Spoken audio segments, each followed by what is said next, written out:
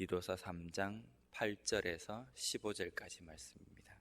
디도서 말씀은 목회를 하고 있는 디도에게 사도 바울이 쓴 서신입니다.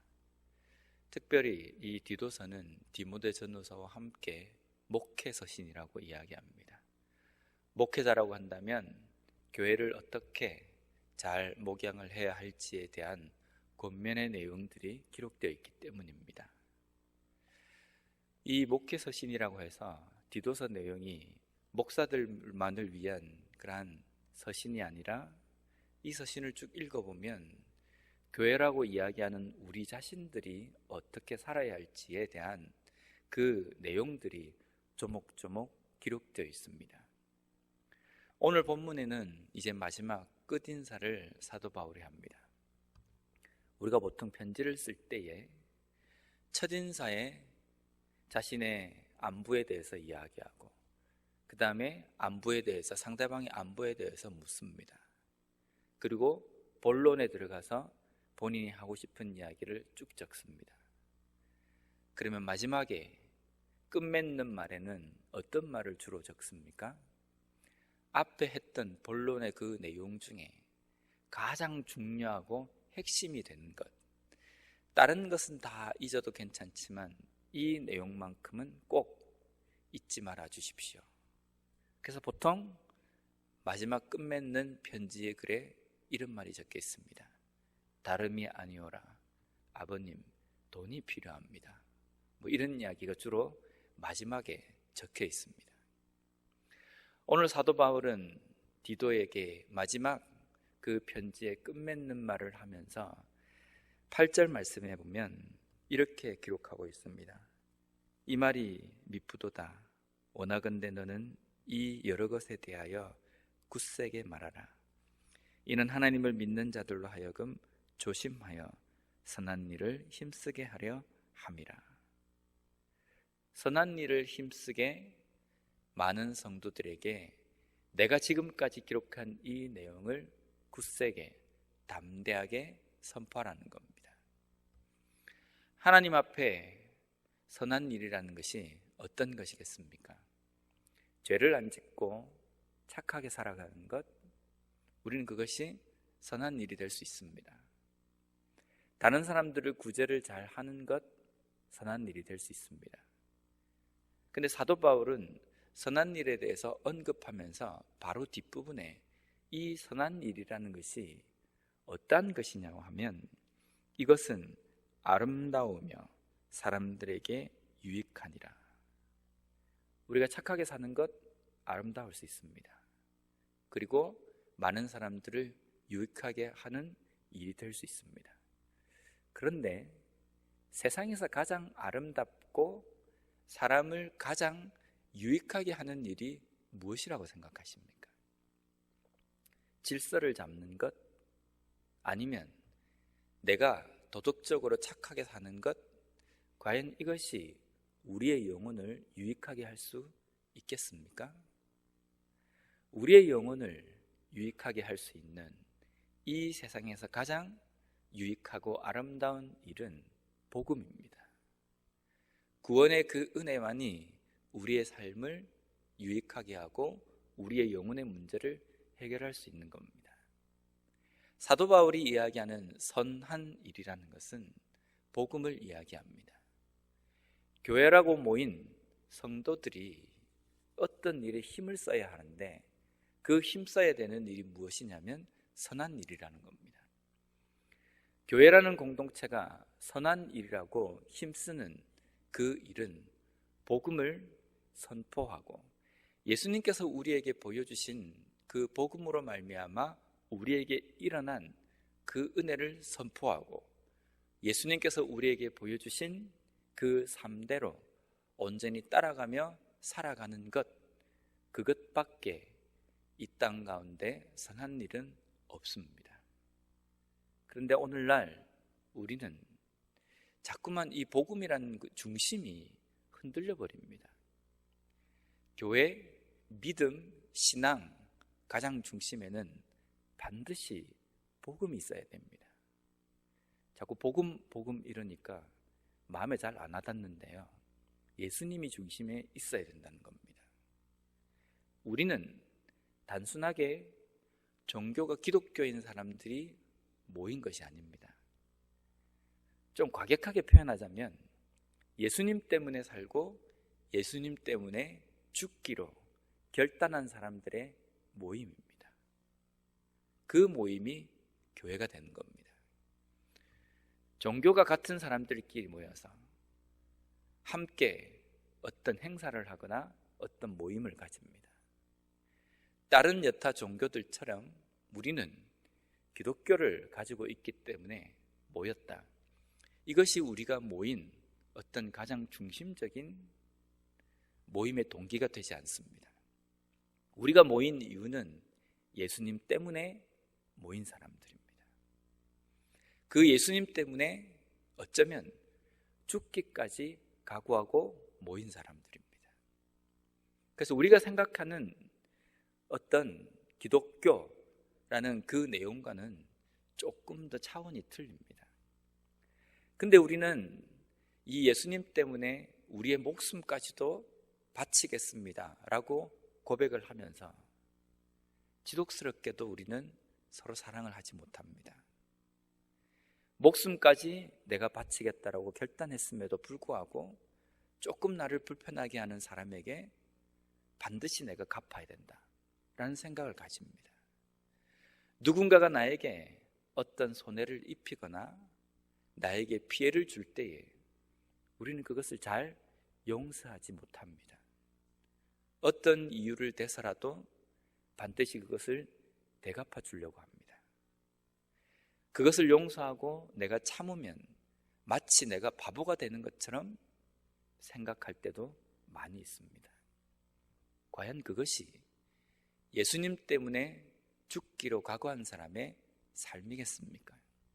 우리는 그것을 잘 생각해야 됩니다. 복음은 복음이고 예수님을 믿는 믿음은 믿음이고 내 삶은 내 삶이다. 이렇게 나누어지는 것은 결코 그리스도인으로서 온전한 삶이 될 수 없다는 겁니다. 우리가 믿음적으로 참 대단하다라고 이야기하는 사람들의 삶은 대부분 어떤 삶입니까? 예수님 때문에 모든 것을 다 결단하고 포기하고 바치고 그 예수님을 위해서 모든 것을 희생한 사람을 우리는 참 믿음이 좋다라고 존경합니다. 때로는 그런 사람들의 삶을 가만히 보면 약간은 바보 같은 삶이 보이기도 합니다. 세상에서 사람들이 피해를 주거나 세상 사람들이 그 사람에 대해서 하는 모든 반응에 대해서 어떻게 보면 무기력하다라고 표현할 어떤 그런 삶을 살아가는 것을 우리는 보지 않습니까? 그것이 진정한 그리스도인의 삶이라고 이야기하면서 우리의 삶은 어떻습니까? 상당히 논리적입니다. 논리적이고 이해타산적이기 때문에 어떤 일에 대해서 믿음을 먼저 앞세우기보다는 세상적인 논리와 세상적인 어떤 법칙으로 이 모든 일들을 따지려고 합니다. 예수님께서 그렇게 따지셨습니까? 예수님께서 만약에 우리에게 그러한 것을 따지셨다고 한다면 여기에 남아있을 사람이 아무도 없습니다. 그것을 따져서 죄를 용서해 주시거나 아니면 구원해 주셨다고 한다면 우리 중에 구원받을 사람 또한 아무도 없습니다. 이것저것 따지지 않고 용서하시고 우리를 구원해 주셨기 때문에 이 자리에 있다는 겁니다. 이러한 그 구원의 은혜, 이러한 우리에게 오게 된 그 복음을 위해서 힘쓰는 것이 선한 일에 힘쓰는 겁니다. 이 선한 일을 힘써야지만이 교회다운 교회가 되고 성도다운 성도, 그리스도인다운 그리스도인이 될 수 있는 겁니다. 그런데 이러한 일들을 해야 하는 교회임에도 불구하고 필요 없는 소모전을 펼칠 때가 많이 있습니다. 그 일들에 대해서 9절 말씀에 기록하고 있습니다. 그러나 어리석은 변론과 족보 이야기와 분쟁과 율법에 대한 다툼은 피하라. 이것은 무익한 것이요 헛된 것이니라. 첫 번째 교회 안에서 성도라고 하면, 그리스도인이라고 하면 피해야 할 일들이 무엇이냐면 어리석은 변론이라는 겁니다. 당시 초대교회에 사람들에게 복음이 전해졌습니다. 예수님께서 하신 말씀, 구약을 바탕으로 하여서 이 예수님께서 하신 일과 그 말씀에 대해서 서로 묵상하고 연구하고 서로 나누는 그러한 일들이 교회 안에서 주로 일어났습니다. 근데 그 가운데에서 때로는 우리가 예수님께서 말씀하신 그 내용들을 보면서 왜 이 말씀을 하셨을까 아리송할 때도 있고, 전부 다를 이해할 수는 없습니다. 근데 사람들끼리 모여서 나는 이것을 다 안다라고 이야기하고 억지로 그 말씀들을 풀려고 하는 그 과정 가운데에 나는 이렇게 생각하는데 다른 사람은 저렇게 생각한다. 그래서 어느 순간인가 그 말이 서로 변론이 되어버리고 그것으로 인하여서 서로 나누어지는 그런 상황들이 일어났습니다. 마치 내가 말씀에 통달해서 말씀을 다 아는 것처럼 생각하는 그러한 사람들이 있었다는 겁니다. 우리가 하나님의 말씀을 대할 때에 반드시 전제가 되어야 될 것이 무엇이냐면요, 우리가 연약한 인간이고 부족한 지혜이기 때문에 하나님의 말씀을 전적으로 100% 다 알 수 없다는 것을 우리는 깨달아야 합니다. 반드시 우리는 다 안다, 다 알아야 한다. 물론 다 알면 좋습니다. 근데 우리의 지혜가 한계가 있고 하나님의 말씀은 전능하신 신의 말씀이기 때문에 100% 다 알 수 없습니다. 그런데 그 말씀 속에서 억지로 그것을 풀려고 할 때에 그것이 또한 어리석은 변론이 될 수 있고, 그것으로 인하여서 잘못 복음이 선포되어질 수 있다는 겁니다. 디모데후서 2장 14절에 사도 바울은 디모데에게도 이렇게 권면을 합니다. 너는 그들로 이 일을 기억하게 하여 말다툼을 하지 말라고 하나님 앞에서 엄히 명하라. 이는 유익이 하나도 없고 도리어 듣는 자들을 망하게 함이라. 사람을 망하게 하는 것은 말씀을 제대로 못 깨달을 때입니다. 잘못된 말씀을 가지고 있을 때에 그것은 사람으로 하여금 망하게 만들어버립니다. 우리가 하나님의 말씀을 대할 때에 그러한 자세가 필요합니다. 하나님 말씀 앞에서 겸손해야 합니다.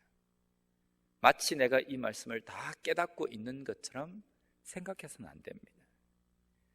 그러한 삶의 자세는 우리가 신앙생활 할 때도 곧바로 나타납니다.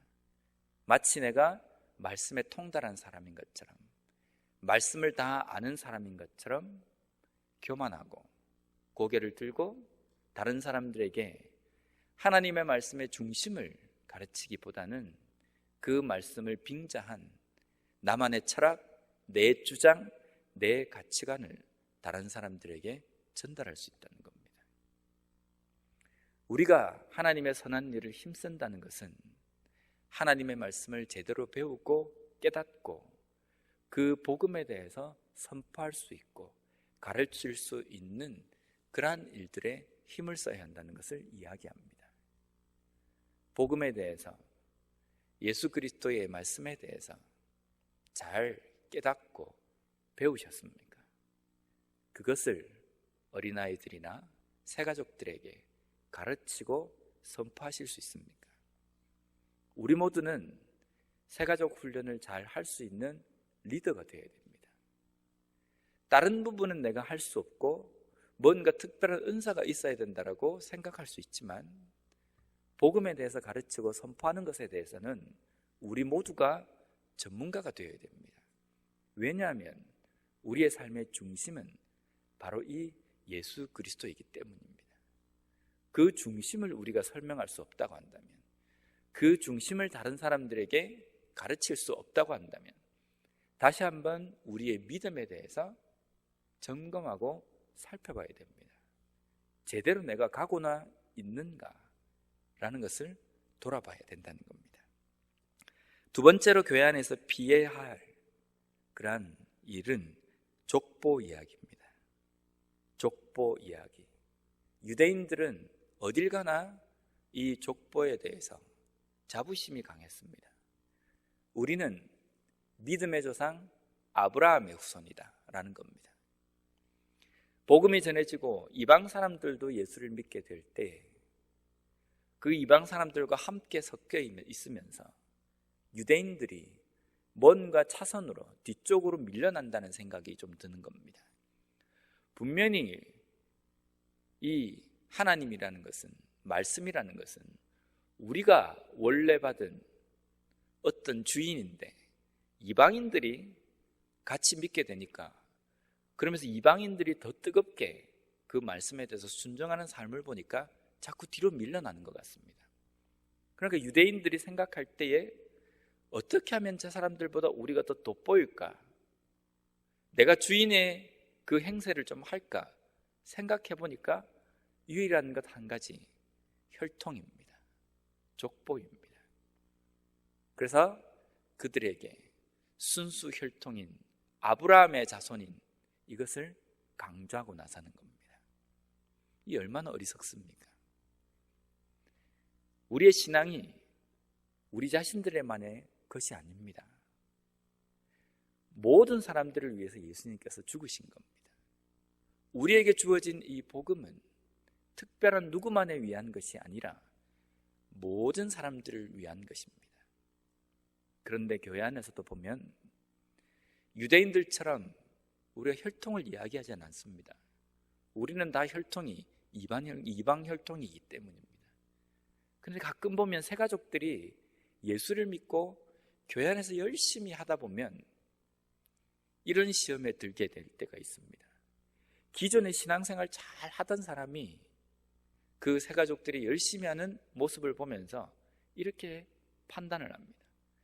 저게 온 지 얼마 됐다고 저렇게 설치고 다니는, 처음엔 다 저렇게 한다, 좀 있다 보면 그냥 시들 것이다. 마치 주도권이 새가족들에게 빼앗긴 것처럼 그렇게 생각하는 겁니다. 그래서 뭔가 하려고 해도 항상 제동을 걸고 내가 먼저 이 교회에 있었다라는 그것을 자꾸만 내세우는 겁니다. 이것이 정말 교회 안에서 바람직한 태도입니까? 그렇지 못하지 않습니까? 유대인들은 족보 이야기를 교회 안에서 공공연하게 했습니다. 우리는 그 족보 이야기를 하지는 않지만 우리도 우리의 마음속에 나는 교회 다닌 지 오래되었는데 내가 이 교회의 주인인데 이런 생각을 할 때가 있지 않습니까? 그런데 그 생각을 버려야 합니다. 이것은 결코 복음이 모든 사람들에게 선포되어지고 골고루 은혜의 혜택이 가는 것에 걸림돌이 될 수 있습니다. 이것은 하나님의 선한 일을 막는 결과가 될 수 있다는 겁니다. 전통, 서열 중요하지 않습니다. 오직 중요한 것은 믿음입니다. 믿고 그 은혜를 체험하고 하나님의 그 말씀대로 살아가는 그것이 중요한 것입니다. 세 번째는 분쟁입니다. 분쟁은 사람들이 모이는 곳에 항상 있는 것 같습니다. 아무리 좋은 의도로 모였다 할지라도 조금 있으면 그 모임은 곧바로 서로의 의견을 달리하기 때문에 대립하고 나누어져 버립니다. 그 나누어지는 것이 선한 일을 하기 위해서 모인다고 한다면 뭐 어느 정도 납득이 갑니다. 근데 그것이 싸우기 위해서 나누어져 버리는 겁니다. 오늘날 많은 단체들이 그렇게 해서 나누어지지 않습니까? 정치판에 정당들도 그런 것들 때문에 나누어집니다. 그래서 서로 대립각을 세우고 서로 공격하면서 끌어내리려고 합니다. 정치판만 그렇습니까? 교회는 어떻습니까? 교회는 하나도 나눔이 없이 전체가 하나가 되어 있습니까? 우리는 우리의 삶을 보면서도 저 사람은 나와 뜻을 같이 한 사람, 저 사람은 나와 반대의 길에 서 있는 사람, 은연중에 우리의 마음 가운데 그런 생각들이 있지 않습니까? 왜 그렇습니까? 그 뜻이 잘못 세워져 있기 때문입니다. 우리가 교회 안에 모이는 그 뜻은 어떤 행동 지침을 함께하는 그 뜻이 아니라 예수 그리스도입니다. 예수 그리스도와 함께하는 사람, 그렇지 못한 사람을 나눈다고 한다면 교회 안에는 한 모임만 있어야 합니다. 왜냐하면 모든 사람들이 그 뜻을 예수 그리스도에 맞추고 있기 때문에 절대로 나눠질 수 없습니다. 그런데 교회 안에 분쟁이 일어납니다. 그 분쟁은 곧 서로의 마음을 상하게 하고 다치게 합니다. 그 다친 마음 가운데에는 하나님의 선한 일인 복음과 말씀이 제대로 들어가지 못하게 되는 겁니다. 복음보다는 그 일에 더 많은 에너지를 쏟기 때문에 복음에 대해서 힘쓸 수 있는 겨를과 여유가 없어져 버립니다. 그래서 교회 안에 분쟁이 없도록 우리는 살펴야 합니다. 마지막으로 율법에 대한 다툼입니다. 사도 바울이 쓴 서신이나 신약 성경에 쭉 읽어보면 이 율법이 아주 골칫거리처럼 등장합니다. 그래서 우리의 생각 속에는요, 율법이라는 이것이 정말 나쁜 것인 것처럼 생각됩니다.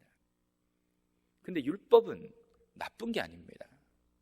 율법은 하나님께서 말씀하신 것이고 예수님께서 이 땅에 오신 이유도 이 율법의 완성을 위해서 오신 겁니다. 율법을 그냥 폐기 처분하기 위해서 오신 것이 아니라 율법에 나와 있는 모든 것을 다 완성하시기 위해서 예수님께서 오셨습니다. 근데 예수님께서 말씀하신 율법과 유대인들이 이야기하는 그 율법이 차이가 있었습니다. 유대인들이 이야기하는 율법은 행동 강령, 어떻게 하면 어떻게 살아야 한다라고 이야기하는 행동 강령만을 두고 율법이라고 이야기했습니다. 근데 예수님께서 말씀하신 율법은 하나님의 입을 통해서 선포되어진 모든 것이 율법입니다. 그러면 교회 안에서 율법의 이야기, 율법에 대한 다툼이 있는 것은 유대인들이 이야기하는 행동 강령만을 이야기하는 겁니다. 예수님께서 말씀하신 율법은 우리 인간들로 하여금 이것은 결코 지킬 수 없고 우리가 완벽하게 율법에 흠이 없는 사람이 있을 수가 없다는 것을 하나님께서는 우리에게 가르쳐 주셨습니다. 그래서 그 완성을 시키실 예수님, 메시아가 필요한 겁니다. 근데 유대인들이 보는 율법은 도둑질 하지 말라? 그래, 내가 도둑질 안 했다. 살인하지 말라? 그래, 내가 살인 안 했다. 제사를 드릴 때는 이런 양을 드려라? 그래, 내가 드렸다. 율법을 다 지켰다고 생각하는 겁니다. 행동 강령만을 생각하기 때문에 율법을 다 지킨 겁니다. 근데 예수님께서 말씀하신 율법은 그 율법이 아닙니다. 교회 안에서 유대인들이 이 율법에 대한 이야기를 계속적으로 이야기를 합니다. 왜 그러냐면요, 예수님을 믿는 그 믿음으로 말미암아 우리는 구원을 받을 수 있다라고 이야기하는 그 복음에 대해서 아니다, 그것 갖고 부족하다, 우리의 삶에서 이러한 율법적인 것들이 지켜져야 한다라고 주장하는 겁니다. 오늘날 현대에서는 우리가 율법을 대놓고 이야기하진 않습니다. 그런데 교회 안에도 율법주의적인 생각들이 팽배해 있습니다. 가만히 한번 생각해 보십시오. 어떻게 하면 우리가 믿음 좋은 사람이라고 우리가 표현합니까? 주의를 잘 지키고 헌금 생활 잘하고 그 다음에 직분을 가지고 봉사를 열심히 하는 그런 사람을 우리는 믿음이 좋은 사람이라고 이야기합니다. 그래서 우리의 마음속에 내가 믿음이 좋은 사람이고 내가 믿음 생활 한다라고 이야기할 때 이것을 하려고 노력합니다.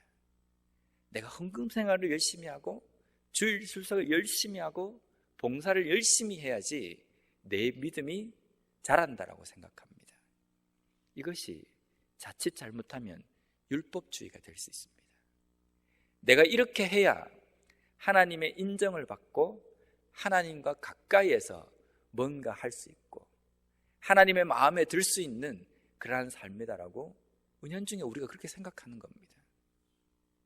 그렇게 해야지 마치 하나님께서 나를 보시고 나를 구원해 주실 것 같은, 반대로 내가 봉사를 잘 하지 않고 주일 출석 열심히 하지 않고 헌금 생활 열심히 하지 않으면 하나님과 저 멀리 떨어져 있는 것 같은 느낌을 우리가 받지 않습니까?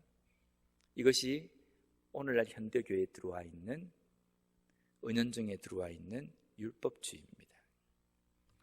우리가 구원받은 것은 우리의 행위 때문에 구원받은 것은 아닙니다. 우리가 어떤 행동을 잘 하기 때문에, 우리가 예수님께서, 하나님께서 인정하실 만한 어떤 일을 했기 때문에 우리가 구원받은 것이 아닙니다. 우리는 값없이 우리의 어떤 조건에 의해서 선택받은 것이 아닌데, 우리는 자꾸만 우리가 받은 그 복음이 마치 우리의 어떤 행동으로 인하여서 가까이 있거나 멀리 있다고 생각합니다. 오늘날 우리의 삶 속에 가만히 생각해 보면 이러한 율법주의적인 생각들이 참 많이 있습니다. 물론 그것이 잘못되었기 때문에 그것이 전혀 필요 없다는 그 뜻이 아닙니다. 주일도 지키지 말고 헌금 생활도 안 해도 됩니다. 봉사도 안 해도 됩니다. 이 뜻이 아닙니다. 우리가 이것 때문에 구원받았다는 생각을 버려야 된다는 겁니다. 우리가 구원받은 것은, 하나님의 인정을 받을 수 있는 것은 예수님 때문에 인정을 받은 것이다. 거기서 끝이 나야 됩니다. 그리고 그 다음에 하나님께서 우리를 백성 삼으셨기 때문에 하나님의 백성으로서 내 삶 속에 이러한 일들을 하며 내가 살아가야 한다. 순서적으로 뒤바뀐 겁니다. 그래서 우리의 삶 속에 반드시 이러한 사고방식으로 우리가 신앙생활을 해야 하고, 이러한 생각으로 다른 사람들을 가르쳐야 합니다. 정말 그 사람이 믿음이 좋은 사람인가? 그것을 위해서는 정말 복음의 확신이 있는가? 예수 그리스도를 제대로 믿고나 있는가? 그것을 확인하고 그것을 가르쳐야 되는 겁니다. 처음부터 믿음이 좋은 사람이 되기 위해서 봉사를 가르치고 어떤 행동 강령들을 가르치면 알맹이에 빠져있는 것만을 가르치는 것과 마찬가지가 되어버리는 겁니다. 그래서 결정적인 순간에는 열심히 봉사를 잘 하다가 주의를 잘 지키다가 결정적인 순간에는 그것이 와르르 하고 무너져 버립니다. 왜냐하면 알맹이가 튼튼하게 세워져 있지 않기 때문에 무너질 수밖에 없습니다. 알맹이가 복음으로 예수 그리스도로 탄탄하게 세워져 있는 사람은 겉은 좀 모자라 보여도, 뭔가 부족해 보여도 결정적인 순간에도 흔들리지 않습니다. 왜냐하면 예수 그리스도가 중심에 박혀있기 때문입니다. 흔들릴 경우는 딱 한 가지 있을 겁니다. 하나님께서 이 땅 가운데 계시지 않을 때, 그때 흔들릴 수밖에 없을 겁니다. 근데 하나님께서는 영원까지 존재하시는 분이시기 때문에 하나님이 사라지지 않는 한 그 믿음은 결코 변할 수 없고 흔들릴 수 없고 무너지지 않는다는 겁니다. 오늘날 우리의 삶 속에 어떠한 믿음을 갖고 계십니까? 어떠한 선한 일에 우리는 힘쓰고 계십니까? 교회 전체를 이야기하기보다 우리 자신을 한번 돌아봤으면 좋겠습니다. 나는 작은 교회로서 정말 복음 때문에, 예수 그리스도 때문에 죽기를 각오하고 내가 살아가는 삶인가? 내 삶을 통하여서 정말 예수 그리스도가 선포되어지며 가르쳐지며 다른 사람들에게 영향을 미치는 삶을 살아가고 있는지, 그것을 돌아보는 말미암아 우리 교회는, 여기 모인 우리 성도님들은 참된 교회로서, 온전한 성도로서 그리스도인으로서 살아가는 그러한 은혜가 항상 넘치기를 원합니다.